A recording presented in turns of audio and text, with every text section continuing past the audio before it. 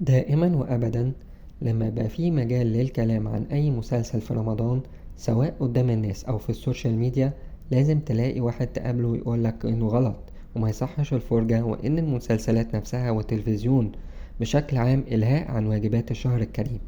وللأمانة معظم اللي بيتكلم عايز خير وبينصح من القلب، ولهؤلاء كل الاحترام والحب، وهما كلهم الحقيقة فوق دماغي، وربنا يجازيهم كل خير.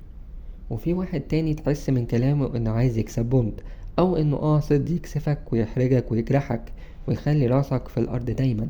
عموما ممكن يكون عند الواحد وجهة نظر من شقين، بيقولها للي بينصح بحب واللي من غير.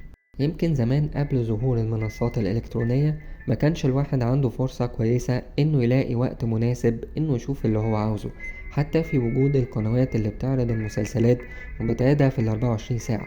غير دلوقتي لما بتدخل على النت وضامن ان الحاجة اللي بتدور عليها بتلاقيها في اي وقت تحب، وده طبعا بدون فواصل اعلانية. ومن هنا نقدر ندخل على الشق التاني والأهم، لأنه بجانب الجودة الفنية بيفضل الوقت في رمضان عامل مهم جدا. فبخلاف الصلاة والصوم احنا أغلبنا بيكون على قوة العمل من الساعة 8 الصبح وبيفضل لحد الساعة 3. عقبال ما بنرجع البيت بيفضل حوالي 3 ساعات على الفطار. اما بعد الفطار فيا دوبك ما بتلحقش تقعد لان العشاء بيدن، فبننزل مباشرة نصلي العشاء والتراويح. بعد كده اللي بيقعد على القهوة او اللي عنده شغل تاني او اللي بيرجع حتى البيت عشان المذاكرة او حتى انه يستريح اصلا، وما بين فترة قبل الفطار او قبل السحور بيكون النوم هو السلطان.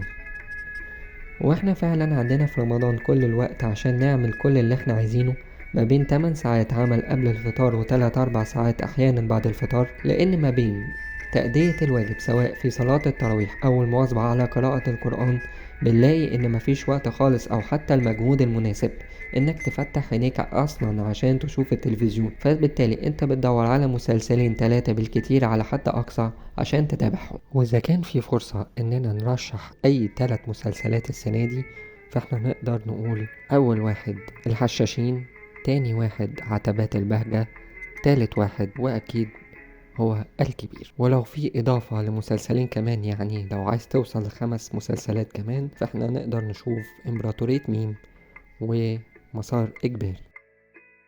مع مرور الزمن وتقدم السن وزيادة المسؤوليات اللي عليه بيبتدي المجهود نفسه يقل شوية شوية، ويبقى الواحد بيستغل أي فرصة إنه يقضي وقت كويس في الشهر الكريم مع أسرته الصغيرة، سواء قدام التلفزيون أو من غيره. رمضان كريم، كل سنة وانتم طيبين.